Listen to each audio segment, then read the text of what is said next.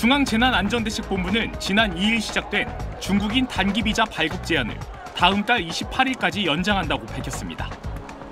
춘절 이후 중국 내 유행 증가 등 해외 유입을 통한 재확산 가능성을 완전히 배제할 수 없다고 판단한 겁니다. 중대본은 그러나 그 이전의 상황이 호전되면 비자 발급을 재개하겠다는 단서를 달았습니다. 앞서 정부는 지난 2일부터 중국 내 공관에서 외교 공무, 필수적 기업 운영, 인도적 사유 등의 목적을 제외한 단기 비자 발급을 중단했습니다. 지난달 말 이 같은 조치를 발표하면서 이달 31일까지 제한하되 추후 상황에 따라 기간이 연장될 수 있다며 연장 가능성을 열어뒀습니다. 중국발 단기 체류자에 대한 PCR 전수검사가 시작된 지난 2일 이후 단기 체류 외국인의 누적 양성률은 10.4%입니다.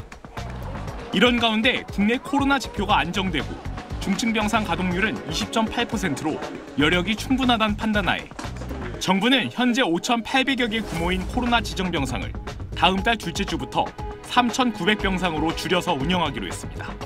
SBS 박재현입니다. 중국에 대한 우리 정부의 단기 비자 발급 제한은 다음 달 28일까지 한 달 연장됐습니다. 중국 춘제 대이동 이후 코로나 확산 가능성을 배제할 수 없기 때문입니다. 이에 대해 중국 관영 매체는 한국과 프랑스를 콕 집어 중국 관광객의 막대한 해외여행 수요를 놓쳐 손해를 볼 거라고 주장했습니다. 프랑스도 중국발 입국자 코로나 검사를 다음 달 15일까지 연장했기 때문입니다. 한국 같은 나라들은 나중에 규제를 풀어도 관광 회복 속도가 더딜 거라며 동남아 국가들을 중국인 해외여행의 최대 수혜자로 내세웠습니다. 为推动国际旅游业发展和世界经济复苏做出积极贡献。 특히 다음 달 6일부터 중국인 해외 단체 관광이 재개된다는 점을 강조했습니다. 한국이 비자 발급 제한을 연장하는 바람에 중국인 단체 관광객들을 잃게 됐다는 주장입니다. 단체 관광 대상은 중국이 선정한 20개 국가로 중국발 입국자 방역 강화를 놓고 갈등을 겪고 있는 한국과 일본, 미국 세 나라는 빠졌습니다.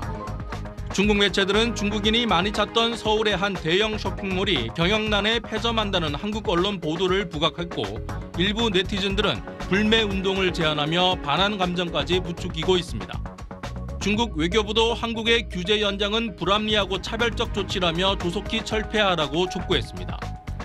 또 한국이 먼저 단기 비자 중단 조치를 해제해야 중국도 중국행 비자 발급을 재개하겠다는 입장을 고수했습니다. 베이징에서 SBS 정영태입니다.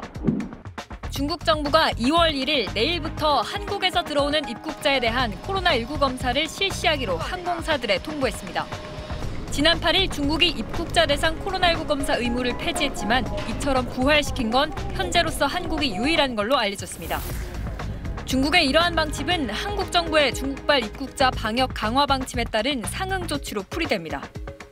앞서 한국 정부는 중국발 입국자를 상대로 코로나19 검사를 의무화하고 원래 이번 달까지였던 비자 발급 제한 조치를 다음 달까지 연장하기로 했습니다.